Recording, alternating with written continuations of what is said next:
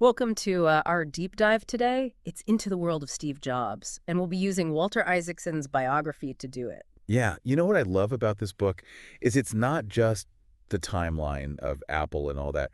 It's really like getting inside Jobs' head, you know? Yeah, like how did his personality, his experiences, all that stuff get baked into these products we use every day? Exactly. It's fascinating. And it all starts really way back in his childhood. Okay, so picture 1960s Silicon Valley, right? Not the crazy tech hub we know today, Right. but they had these Eichler homes kind of all over the place, modestly priced, but really stylish. Yeah, and that whole simplicity sophistication thing that Apple's famous for. I feel like that started right there in those homes. These clean lines, the natural materials, I can see it. It wasn't just about looks, though. Those Eichler homes were about functionality and affordability, which totally lines up with Jobs later on, right? Beautiful design, but also making it for everyone. And it wasn't all sleek design in those early years, right? His dad, Paul, was a mechanic, took him to junkyards Oh, wow. to scavenge for parts. I wonder if that hands-on make-do mentality started right there. Oh, absolutely. Junkyards are all about resourceful problem solving, right? You can't Yeah. just walk in with a list.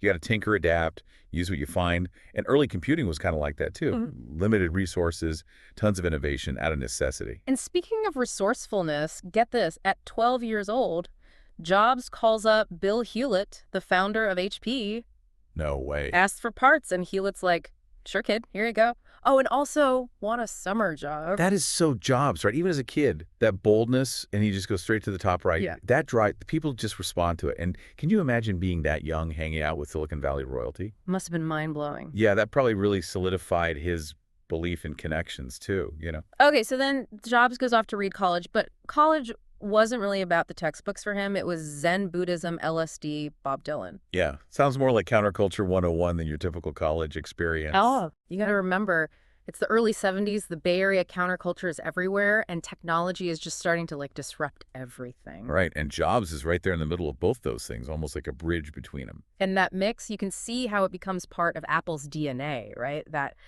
kind of rebellious but still elegant feel. Totally. And around this time, he meets Wozniak, right?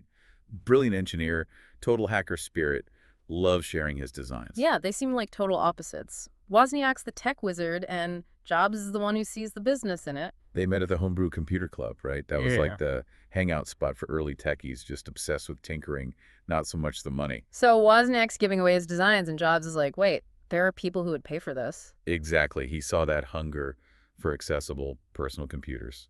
And this is where we get the reality distortion field, right? Ah, yes. It's like he could bend the laws of physics to get what he wanted. Convincing Wozniak to design the Atari Breakout game in 4 days. Come on. You know, it wasn't always about lying or manipulating people.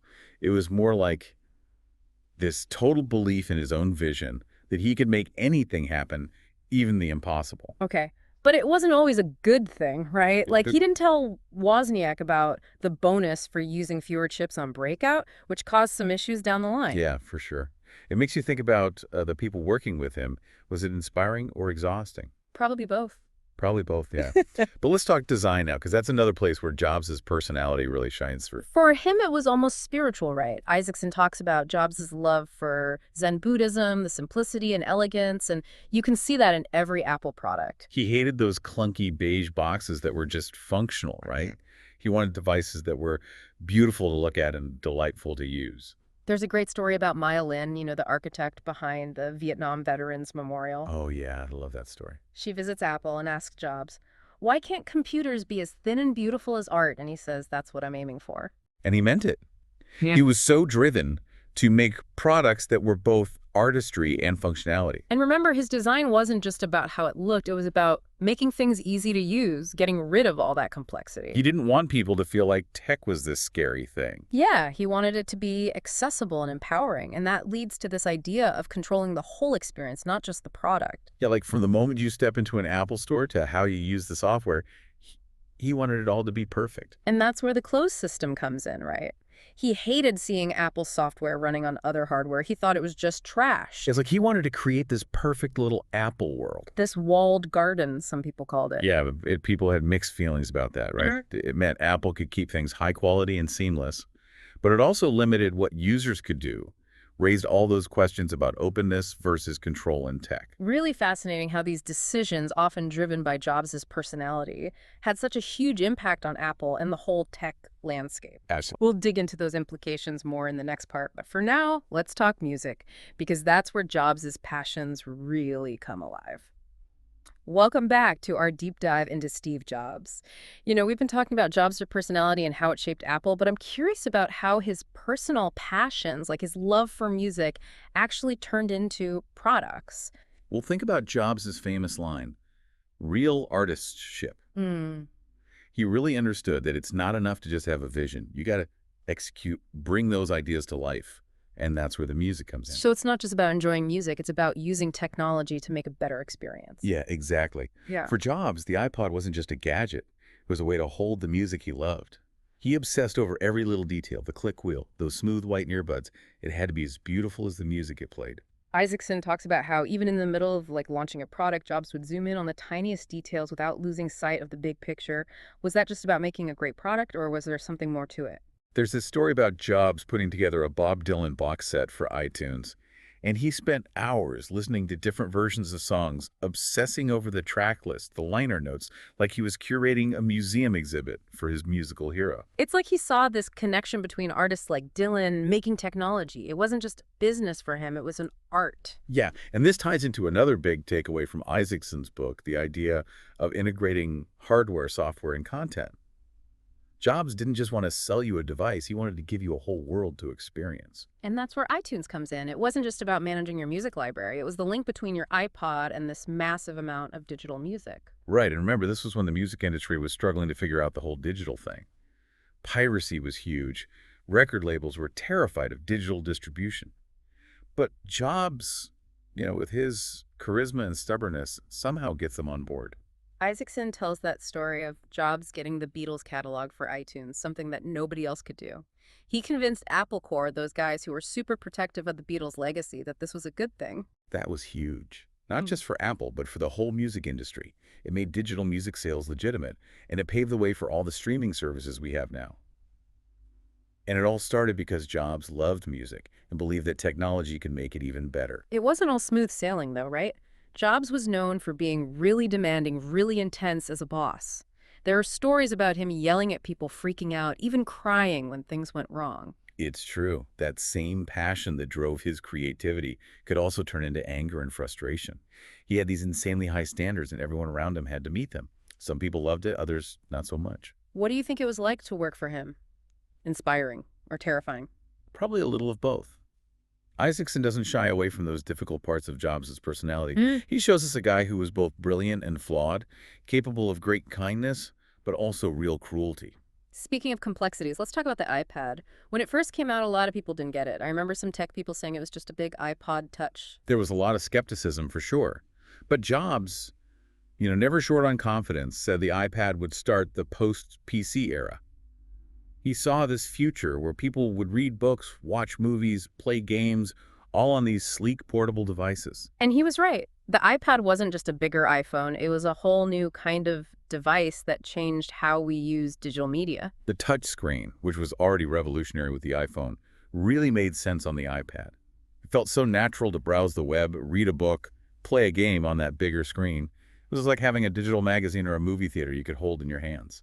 It's funny to think about how much Jobs resisted having third-party apps on the iPhone at first. He was so focused on controlling everything, he didn't want to open up the platform. It's true. He was worried that outside developers would make bad apps or mess with the iPhone's security. But eventually he saw that the App Store was crucial for the iPhone's success. And that decision, which must have been tough for someone like Jobs who liked to be in control, ended up creating this whole new industry. Now anyone could make and sell software for the iPhone, and it just exploded with creativity. It shows that Jobs could adapt and change his mind. Even though he had strong opinions, he could be convinced when the argument was good enough. The App Store changed everything for Apple and for mobile tech in general. It's easy to forget, with all this talk about technology and innovation, that Jobs was also battling cancer. Yeah, his diagnosis in 2004 really changed things for him. It forced him to face his own mortality and rethink what was important. Isaacson gives us this glimpse into Jobs' vulnerability, the side he rarely showed the world. It's interesting to see how Jobs, who was always in control, had to deal with something he couldn't control, his own body. It reminds us that even the most successful people are still human. They have limitations. At first, he tried to fight it with diet and alternative medicine, almost like he could will it away. But eventually, he had to have surgery and other treatments. And even while he was sick, Jobs stayed involved with Apple. He kept working even from his hospital bed, pushing himself to go to product launches and make big decisions. That shows his incredible willpower and how deeply he cared about Apple. He wasn't ready to let go, not of the company or his vision for its future. It's almost like he saw Apple as a part of himself, his legacy, and he had to make sure it would keep going even after he was gone. You could say that Jobs' vision for Apple was about more than just products. It was about creating a company that would change the world. In the next part, we'll talk more about Jobs' legacy and what he left behind. But it's clear that his personality, his passions, and his struggles all played a part in making Apple what it is today. Going through Isaacson's book, it really hits you that Jobs wasn't just a tech genius. He was like a master storyteller. Oh, that's so true. Yeah. He knew how to build products that people connected with on an emotional level. It wasn't just about the features. It was about a whole feeling a story. Like those old Macintosh ads, right? The ones that made Apple look like the rebel fighting the big corporation. Yeah, he totally tapped into that counterculture vibe, and it resonated with people who felt like they were different. Yeah. The ones who wanted to change things. Jobs loved those stories about rebels and visionaries, right? Like Bob Dylan, the ultimate outsider. And in a way, he saw himself doing that same thing, but with technology. Yeah, he wanted to give people the tools to express themselves, to break the mold. And he wove that story into Apple's whole brand. It's why people are so loyal to Apple. They're not just buying a gadget, they're buying into an idea, a community. And it all comes back to that user experience, right? Mm. Jobs was obsessed with making tech that was easy to use, even fun to use. He always said, design is not just what it looks like and feels like. Design is how it works. He wanted products that were so simple, so elegant, that you almost didn't notice the technology, you just focused on what you were doing. Exactly. And that obsession with simplicity wasn't just about making things look good. It was about breaking down the barriers between people and technology. He believed that anyone should be able to pick up an Apple product and use it right away, no matter how tech-savvy they were. And you see that in everything. They made the iPod click wheel, the iPhone's touchscreen.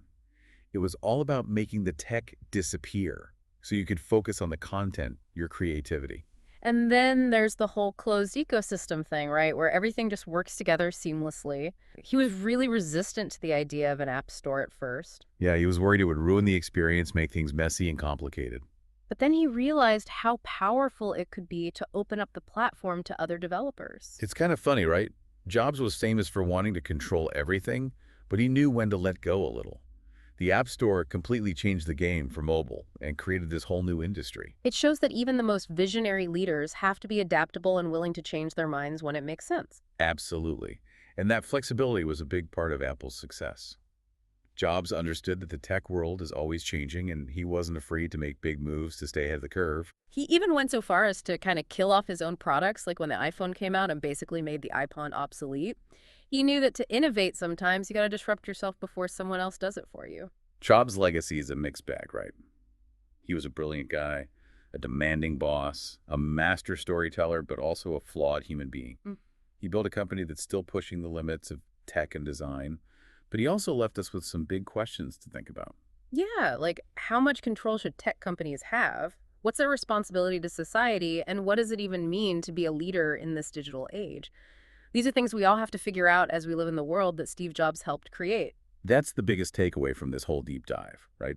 Jobs' story isn't just about Apple or the products. It's about how he changed our culture, how we interact with technology, and what we believe is possible. He showed us that one person with a vision and a lot of drive can really make a difference. He made us think differently, challenge the status quo, and aim for the best in everything we do. As we wrap this up, I want you to think about this. What can we learn from Jobs' successes and failures? How can we use those lessons in our own lives, our work, and our own attempts to make a mark on the world? It's been an amazing journey exploring the world of Steve Jobs. Thanks for joining us on this deep dive.